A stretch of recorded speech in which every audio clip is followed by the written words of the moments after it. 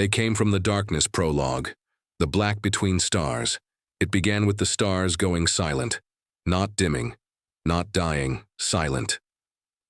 Across the outer rim, long-range observatories transmitted final bursts of static before falling forever dark. Entire systems ceased communication in a synchronized hush, as if the universe had collectively held its breath. No flares, no distress calls, just nothing. High Command labeled it an anomalous event cluster. Some believed it was a gamma ray burst. Others whispered of an ancient gravitational anomaly swallowing systems whole. But one thing was certain, something was moving out there, and it was closer than anyone dared admit. The first visual confirmation came from a deep space salvage vessel, the Omen's Wake, operating far beyond regulated space. Its last broadcast was never meant to go public. Scrambled, encrypted, overwritten. But someone leaked it. The footage was shaky, corrupted, but undeniable. It showed stars blinking out, not fading, but being eclipsed by something vast, something cold. Unmarked ships drifting through the void in perfect formation, as if dragged by an unseen tide. No lights, no engines, no signal, just silence. And then the audio. One whispered phrase, repeated over and over until the transmission collapsed into static. They are inside the darkness. The Interstellar Council buried it, erased the leak, erased the crew. They said the Omen's Wake never existed. But now, Earth's outer colonies are vanishing. Entire fleets go dark at the edge of known space. No wreckage, no survivors, no warnings. The stars are going silent again, and this time something is coming with them, from beyond the veil of physics and reason, from the chasm between galaxies where no light dares linger. They are not here to negotiate. They do not conquer. They erase. They came from the darkness. Chapter 1. Signal lost, Carthay Drift unmapped sector. Outer verge. The stars had never looked so cold.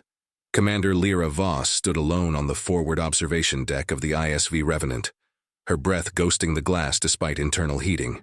Her hands were folded behind her back, knuckles white, eyes fixed on the edge of the darkness. A jagged curtain where the light of stars was swallowed, not dimmed. She hated this place, not for what it was, but for what it refused to explain. The 28th century, humanity had charted most of the spiral arms. Civilizations thrived, fought, and died across tens of thousands of systems. Yet here on the rim, an entire sector had gone quiet. They called it the Carthay Drift, dead stations, lost colonies. Entire science fleets vanished with no warning and no trace. The Council called it sectoral entropy. But the old spacers, those who remembered the raw void before star maps, had another name, the black between stars. A low chime brought Lyra back to the present. Footsteps approached, sharp, controlled. "Another one's gone," said Lieutenant Cale Danner, voice tight with unease. He held out a data slab. "Probe 6, telemetry cut off 30 seconds ago." Lyra swiped across the display. Nothing. Just a frozen star field and the last ping. The probe had blinked out like someone had flipped a cosmic switch. Was it recording? She asked, though she already knew. Kyle hesitated. Same as the others. Sudden null zone. Then nothing. Not even static, she exhaled, lips pressed tight. That was 6 probes in 48 hours. "Something is eating our eyes," she muttered. "Commander, I have to ask." Kyle lowered his voice. "Why are we really here? The Council blacklisted this sector 2 cycles ago. No contact, no scans, total quarantine. You pulled this mission under black-level clearance. Why?" Lyra's jaw tensed. She didn't answer immediately. Her gaze remained locked on the stars. "Because I saw it," she thought. "Because I couldn't unsee it." But out loud she said, "Because they're lying, and because something is still out there." Cale didn't press. He didn't have to. The air between them was already heavy with unspoken fear. Elsewhere on the ship, in the comm core, Specialist Ren Ilya adjusted the gain on the signal scanner. The Revenant sensors were some of the best ever built, deep-tuned to detect gravitational shears, radiation flickers, and even exotic quantum entanglement shifts. But all he was getting was static. Not white noise, not distortion, just a void of information, as if the universe itself had been cut away, and then something blinked. Not a signal, not a ping, a shadow. One of the stars in the long-range view screen simply disappeared for less than a second, and then returned. His fingers froze above the console. "Commander," he said into the ship-wide channel, "I think something just passed between us and the Perseid cluster. I've got a shadow, a big one." "How?" Big enough to block 6 stars, and it wasn't drifting. It was moving, fast." Lyra's voice cut in. "Heading?" "Right for us." The alert klaxon wailed, deep, primal, and wrong. Red lights blinked across the bridge. Kyle dropped into his station, fingers dancing across the interface. "Whatever it is, it's at 0 comms. No transponder. No EM bleed, no heat, not even a gravitational trace. How the hell is that possible?" Ren's voice cracked over the comm. "It's not," Kale said flatly.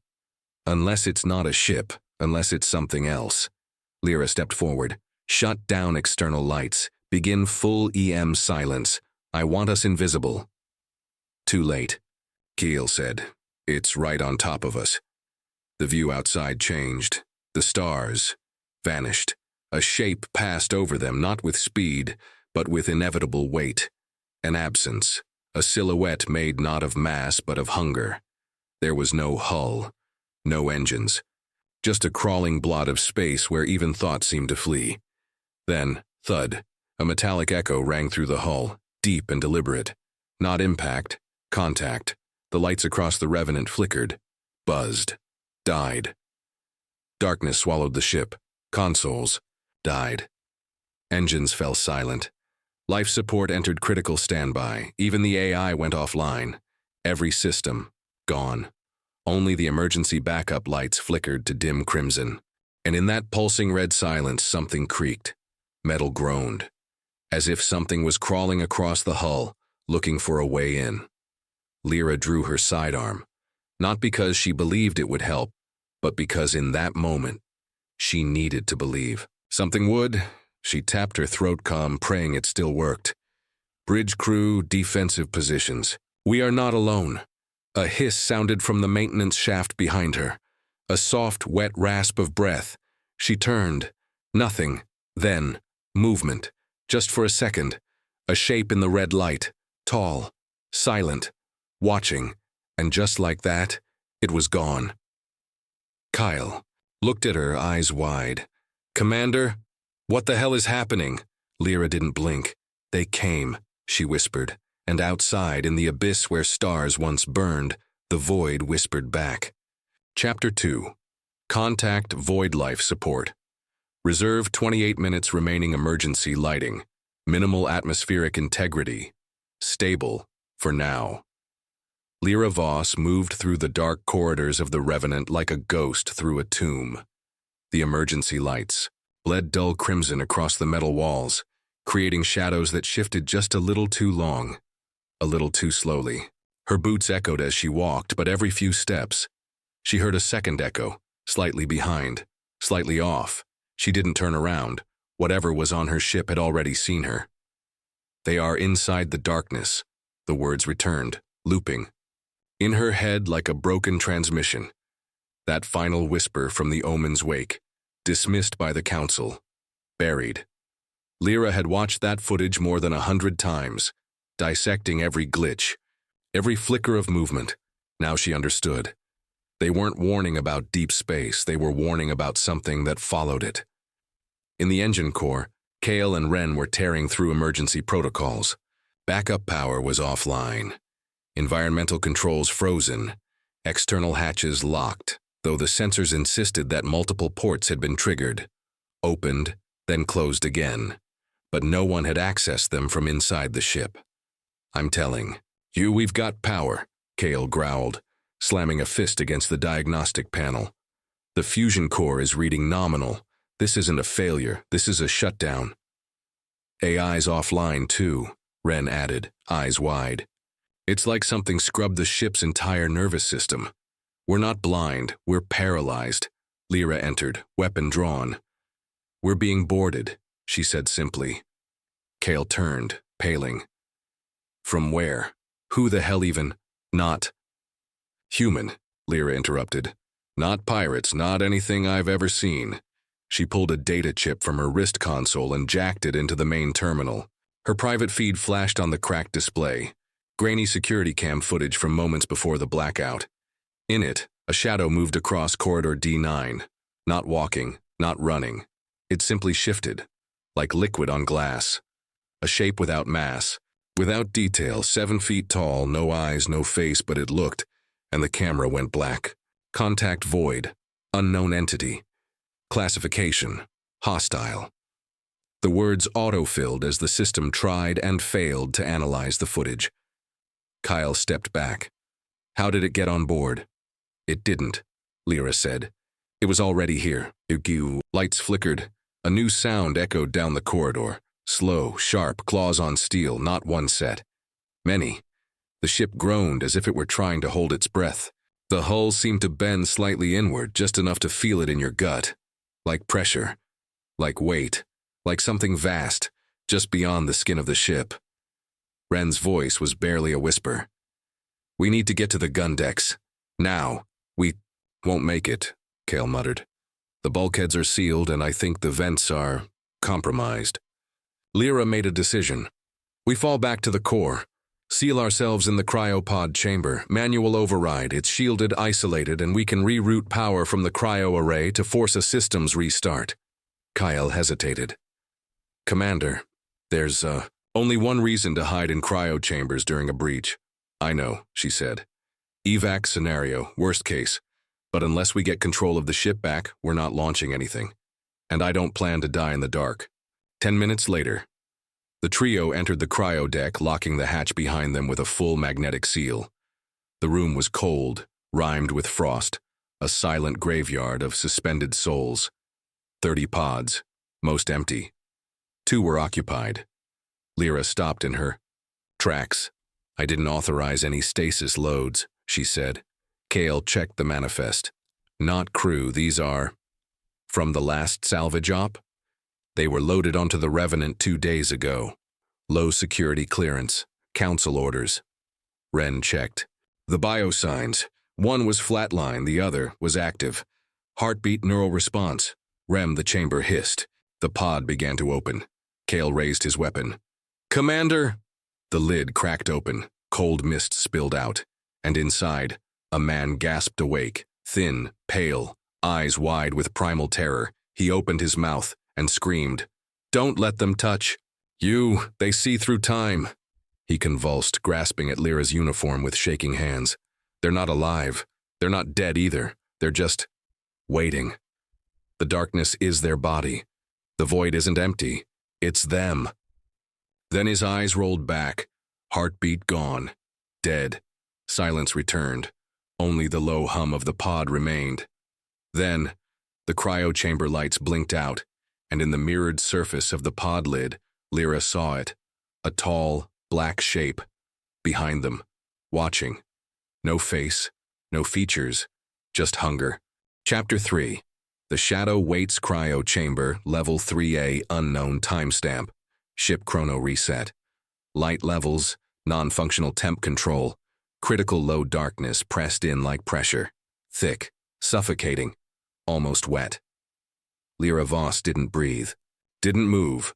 Across from her, Kyle and Ren stood frozen, weapons raised, fingers trembling. Behind the cryopod, the shape didn't move. It didn't need to. It just stood there, wrong. Not tall, not short, not quite there at all, its outline blurred like heat shimmer. The human eye couldn't fix on it, like it resisted being understood. And every time she tried to look, something in her head twitched. Don't let them touch you. The survivor's scream echoed in her memory. She could still hear it, vibrating under her skin. Kale whispered, Is it looking at us? Ren's voice was flat with fear. Commanders, it's not casting a shadow. She knew what that meant. It wasn't reflecting light because it wasn't part of this space. It was bleeding through. A thing between dimensions. Like a parasite pushed into the skin of reality, seeking warmth. Then the temperature dropped. Fast. Frost climbed the walls. Ice bloomed across the floor in fractal veins.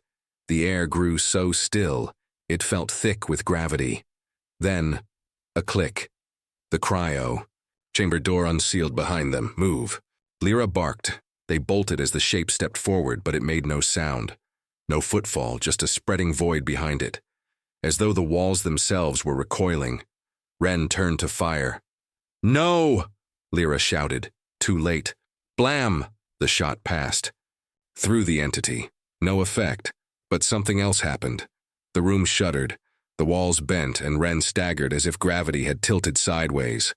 Blood spilled from his nose. Shit. My head. Run! They slammed into Corridor 4B, sealing the bulkhead behind them. No pursuit, no sound, just the silence. "Did you see that?" Kyle gasped. "It didn't move, didn't even try to stop us. Like it didn't care." "No," Lyra said. "It did something worse. It let us go." In the bridge's emergency ops room, a dim flicker of power returned. Just enough to light the walls. Lyra pulled up the last intact telemetry logs from Probe 6. It had recorded a single burst of data before, going dark, one still image. She stared at it, breath caught, a star field, familiar, and then at the center, nothing. A void, perfectly circular, 20 kilometers wide, slowly expanding. Not an object, not a planet, just a hole in space, fringed with curling. Threads of distorted light. Kale leaned over her shoulder. Jesus, it wasn't a black hole. There was no gravitational pull, no accretion disk. It was emptiness incarnate, and something was coming out of it. Cross-check that with the ship's logs from the omen's wake, Lyra said quietly. Ren, his nose still bleeding, nodded and synced the visual data. The system ran a comparative analysis, then paused. An alert blinked. Signature match. 98.3% classification unknown, anomaly originated entity. Code. Name. The Witness. Kale narrowed his eyes. Witness? What the hell does that mean? Lyra stared at the image. It means we weren't the first. Suddenly, all screens flickered. A voice, metallic, glitched, whispered through the comm system. We saw the first light. We burned away the sound. Now we wait, and watch, and watch, and watch. The screens died again, Lyra whispered. They're learning our systems. Ren said nothing, just stared at the ceiling, eyes wide with something beyond fear. They're not invaders, he murmured. What are they? Kyle asked. Ren blinked. They're erasure. Far outside the ship in the dark between galaxies, the anomaly rippled. It widened, and more of them began to pass through. Silhouettes, dozens, then hundreds. No heat, no sound, a fleet without form. The darkness wasn't empty. It was their weapon, and Earth had just been marked. Chapter 4. Black Box Salvage Bay, Deck 6. Local power restored, partial. Status: compromised signal detected.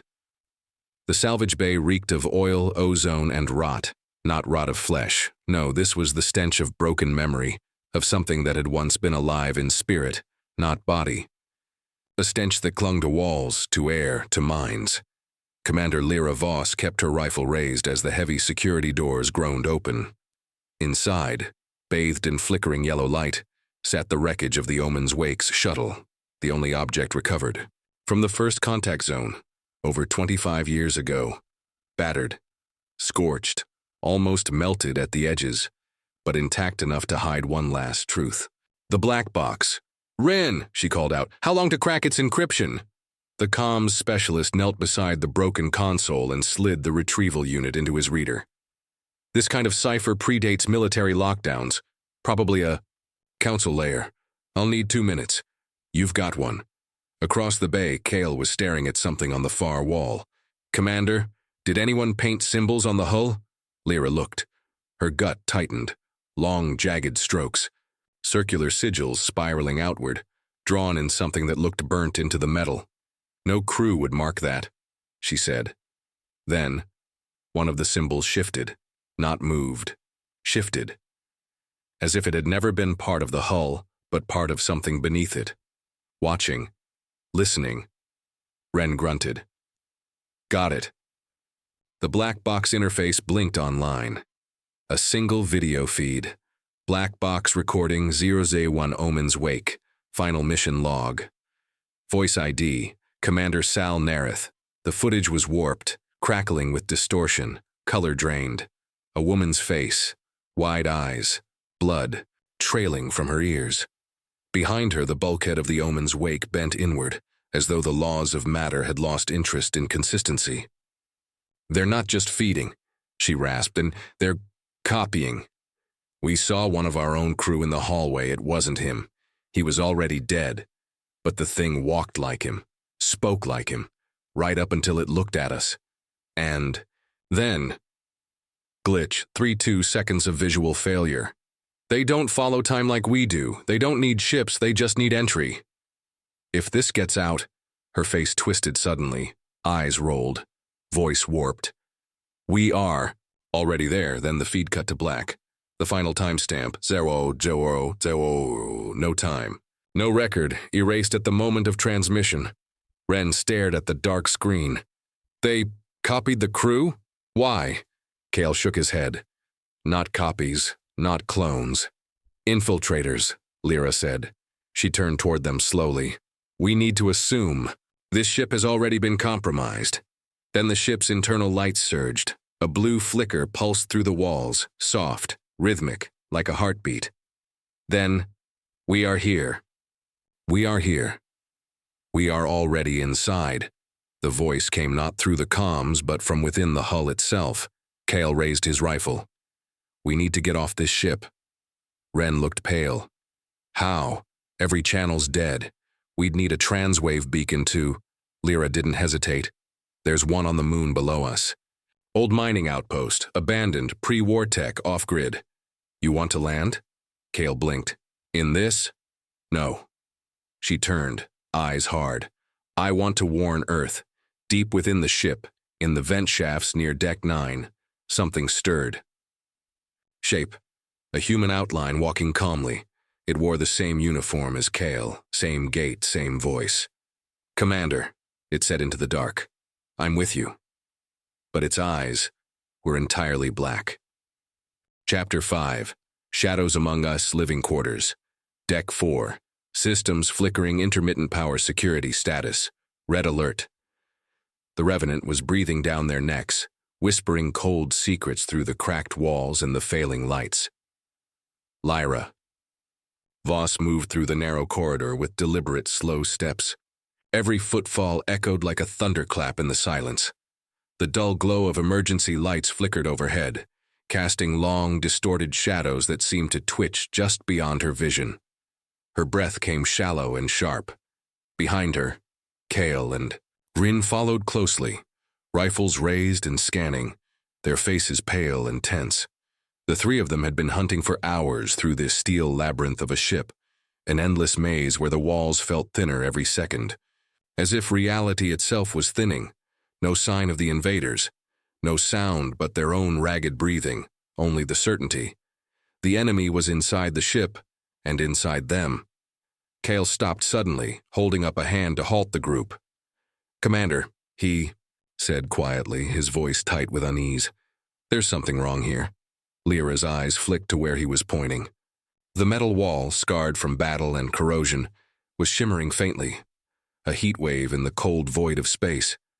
The surface twisted like a living thing, warping light and bending perception, a mirage where there should be only solid steel. Before she could react, a figure stepped out of the shimmer. It was Ren, but it wasn't. The figure wore the same tactical gear, carried the same rifle. But the eyes, they were empty voids, pitch black and all-consuming. The smile stretched too wide. A grotesque mimicry of humanity.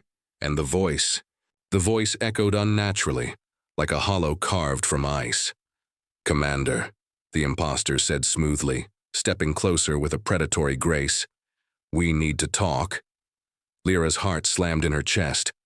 "Where's the real Ren?" she demanded, voice trembling but firm. The false Ren's grin widened, razor-sharp teeth glinting in the flickering light. "You think they come alone?" It sneered. "No, they come in waves. Each one closer to perfect, closer to you." The air thickened, becoming almost viscous. The walls rippled like water disturbed by a stone. Kyle raised his weapon and fired a shot. The bullet passed right, through the figure, vanishing into the dark like smoke through a cracked window. The imposter dissolved in a sound like glass shattering in slow motion. Lyra's pulse thundered. "They're not just shadows," she whispered, voice cracking. "They're us, our memories, our fears, our regrets." Kale swallowed hard, eyes scanning the dim corridor. Who do we trust? If they can be anyone, anything, then what hope do we have? The weight of silence pressed on them like a suffocating shroud. Suddenly, an alarm shattered the stillness. "Hull breach detected, Deck 7. The klaxon screamed, echoing wildly through the failing speakers.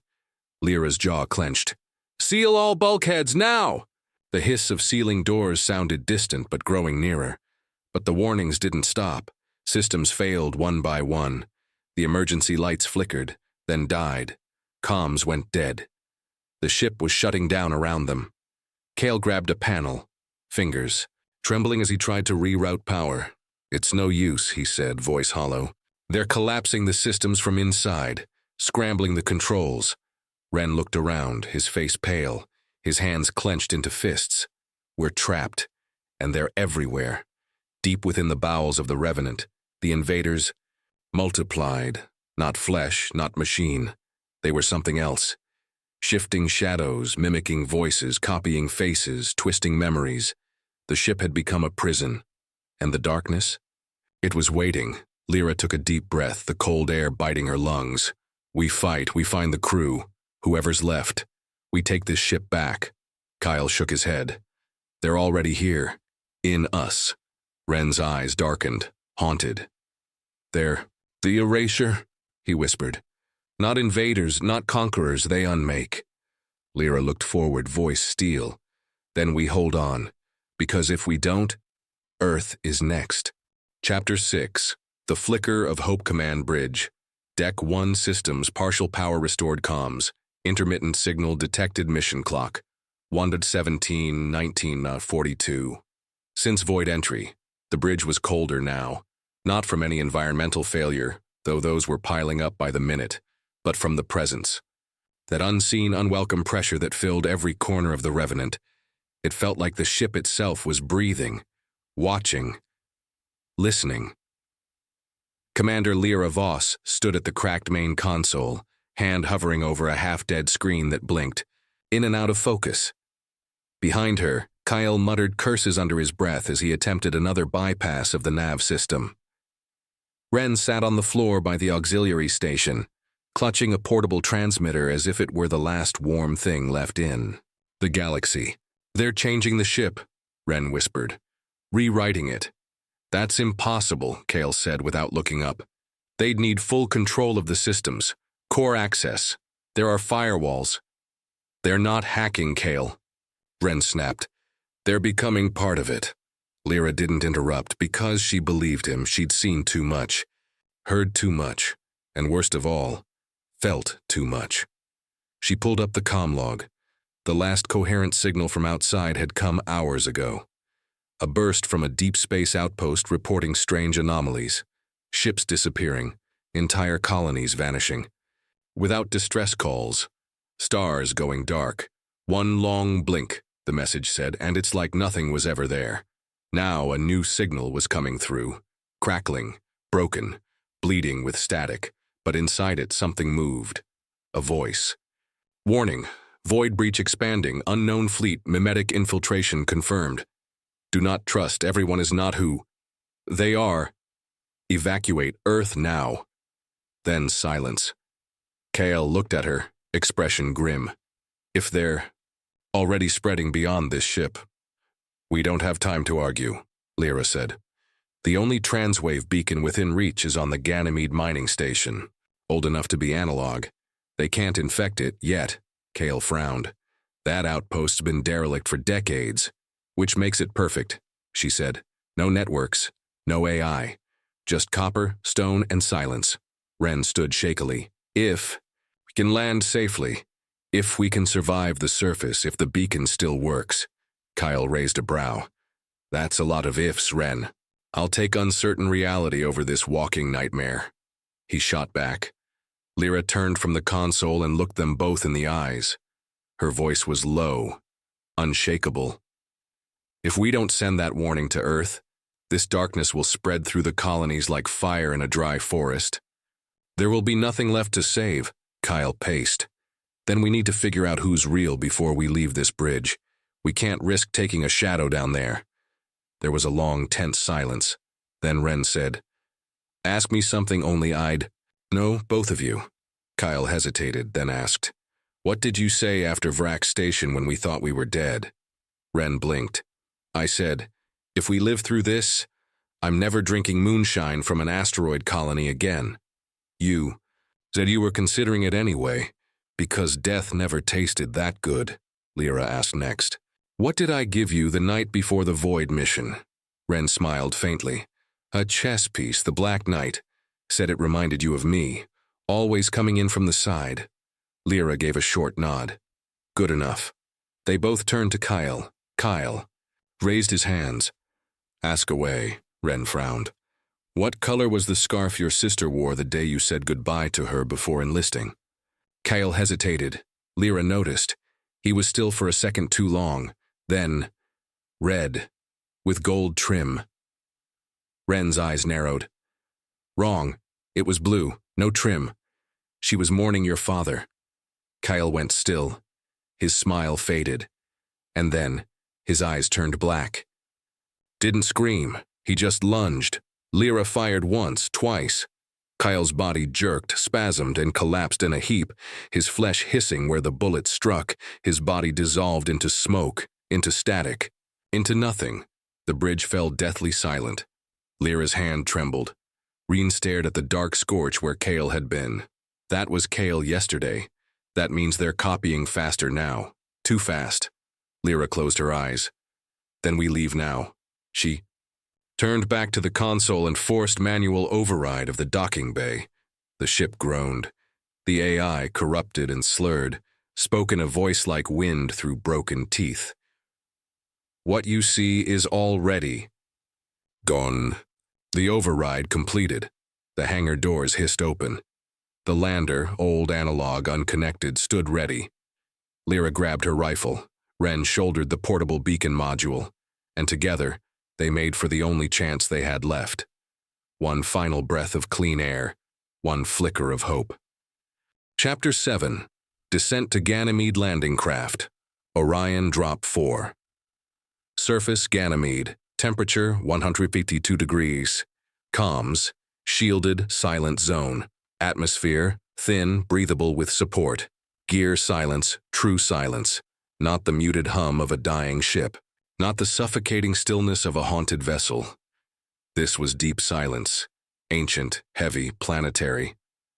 The Orion Drop 4 broke through the thin veil of Ganymede's atmosphere like a falling blade, its engines sputtering against the moon's crusted ice and thick dust storms. Commander Lyra Voss held tight to the flight yoke, sweat trailing down her temple, breath ragged in her helmet. Behind her, Ren gripped the portable transwave beacon like it was sacred. They were Earth's last signal. It's a Myceid. Last voice. Touchdown in 10, Lyra called out. Landing zone's mostly intact, but radiation's climbing near the lower domes. If the signal tower's fried, we're screwed, Ren muttered. Then let's hope the dark hasn't eaten everything, she replied. The lander shuddered violently. Then it hit ice. Metal screeched as they skidded across the frozen plateau, finally grinding to a halt at the edge of the abandoned mining colony. Dust curled into the air like ghosts. Lyra stood first, checked her rifle, checked Ren. He nodded once. We make this fast, no splitting up, she said. They stepped onto the surface of Ganymede. The crunch of boots on ice echoed like cannon fire in the still air. Ancient structures loomed before them, gray, domed, skeletal, like a graveyard of giants.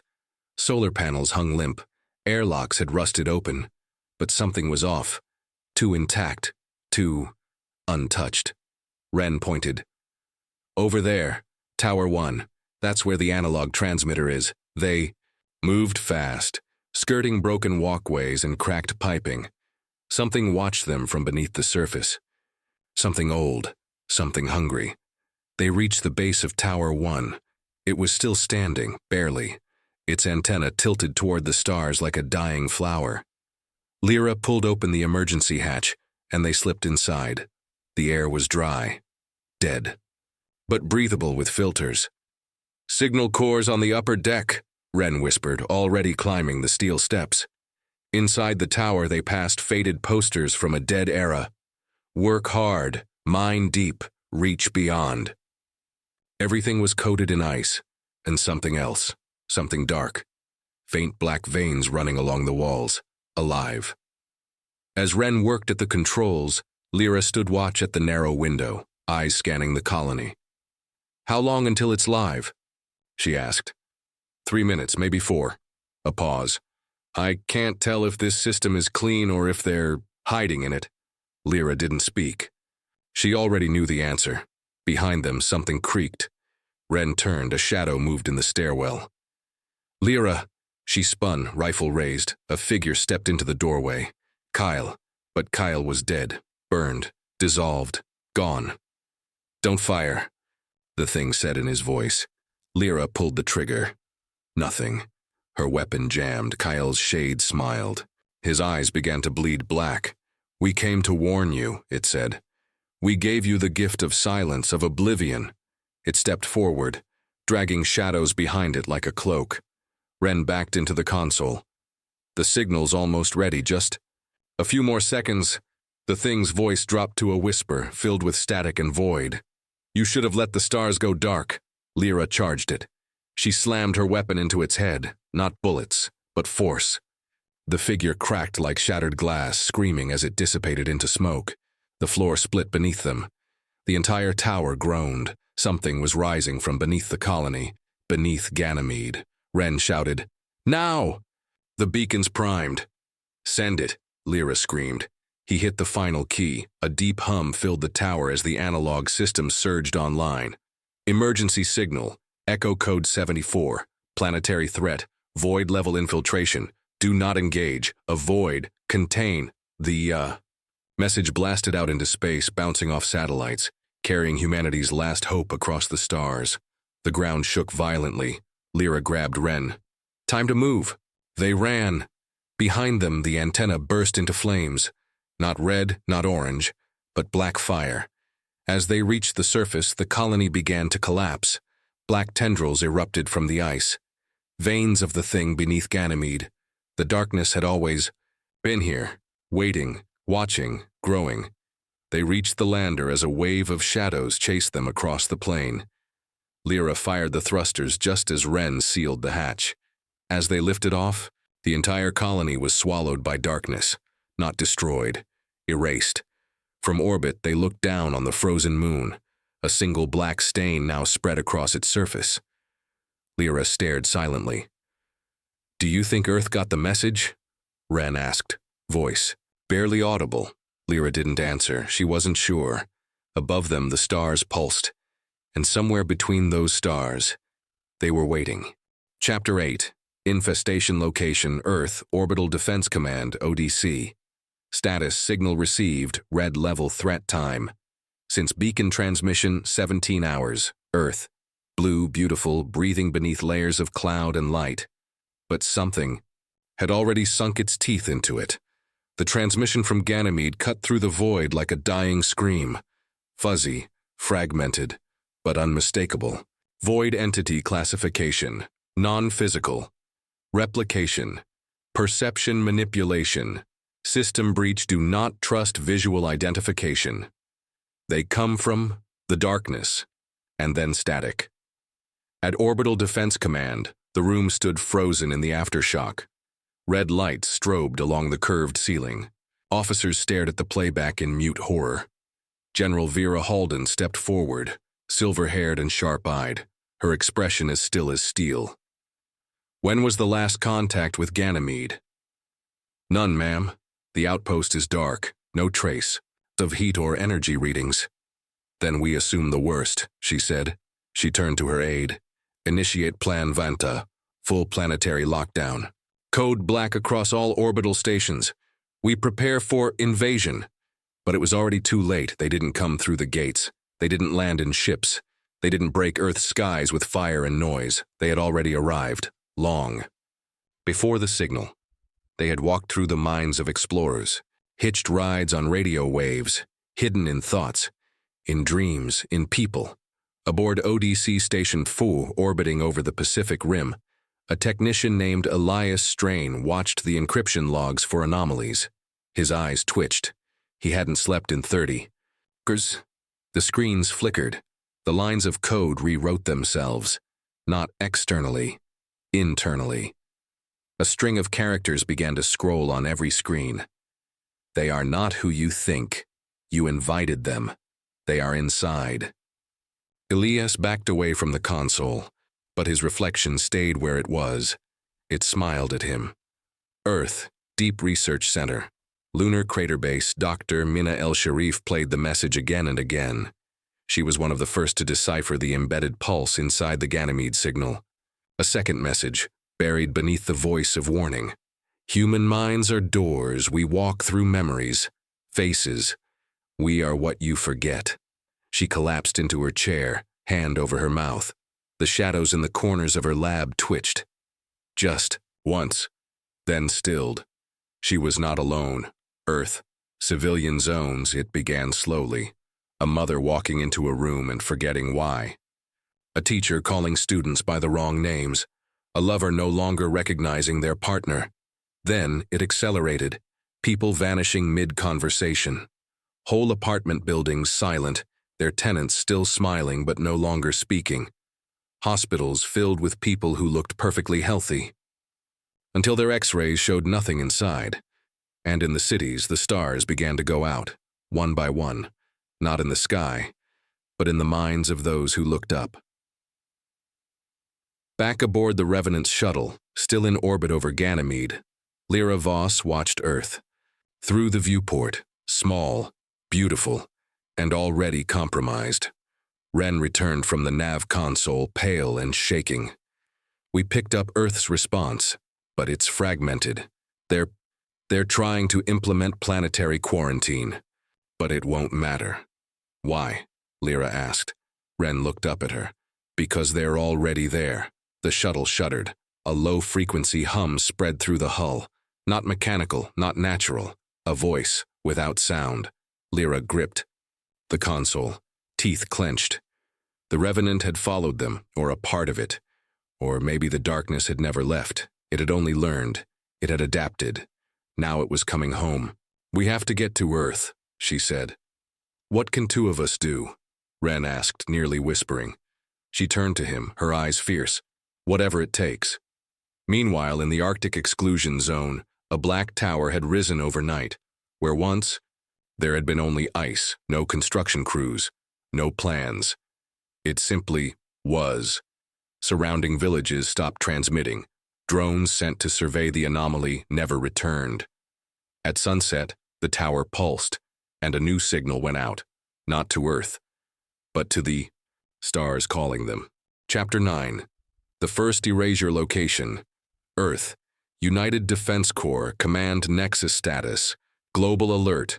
Context shift. Detected time. Since transmission. 2 days, 4 hours. They didn't come to destroy. They came to overwrite.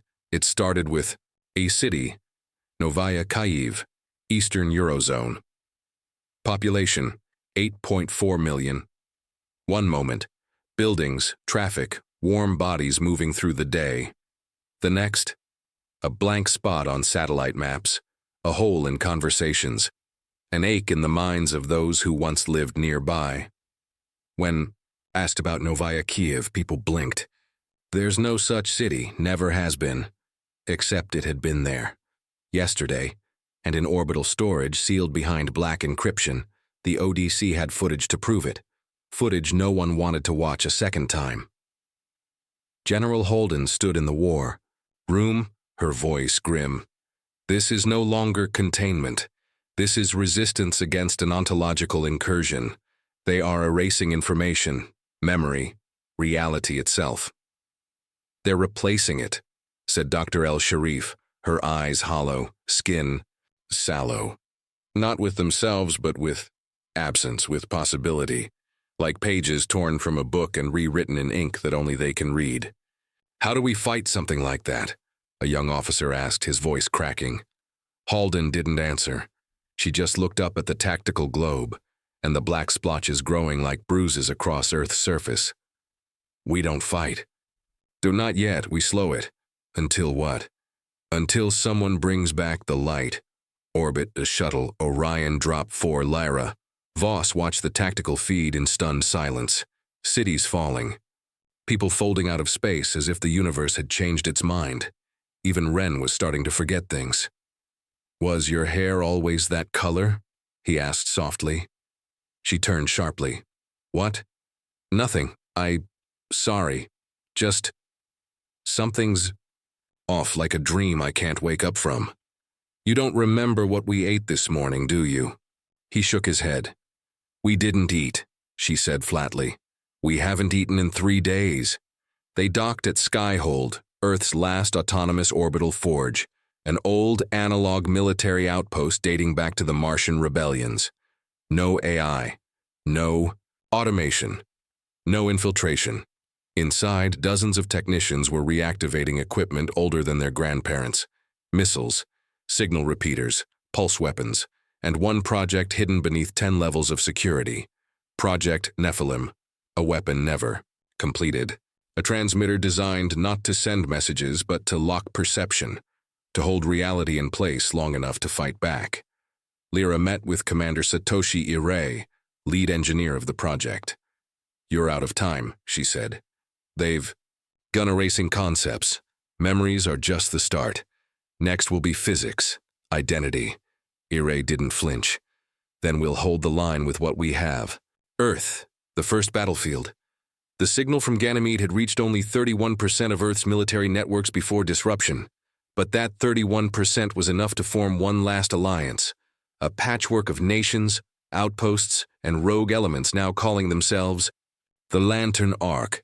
They gathered in Antarctica, one of the last uncorrupted zones. Mobile units, EMP grids, tethered mines. They would burn signal into the ground if they had to. We hold memory, their motto went. We hold truth. Then came the first erasure, Shanghai. 5 million souls gone, not dead, not vanished, but reskinned into something other. The land remained. So did structures, sort of. But they were wrong. Too perfect. Too still. Buildings stood without doors. Trains moved but never arrived. People walked but only in circles. Lyra saw the footage. Wren wept as he watched his own cousin loop the same 3 steps over and over in a window that shouldn't exist. They're not erasing us, he whispered. They're erasing our choice. The weapon in the heart of Skyhold, Project Nephilim, came online. A transmitter forged from pulsar tech and anti-memetic algorithms. Its purpose? To anchor reality. To keep people from forgetting. To cast light into the unknowable dark. They called it the memory flame. But its range was limited. To work, it needed to be detonated from inside the infected zone. Lyra volunteered immediately. You'll forget everything the moment you cross into their field, warned Iray. Then chain the flame to my pulse. If I die, it goes off. That could kill you. No. That will remind me who I am. The last scene of the chapter is silence. The shuttle descending. A city beneath them.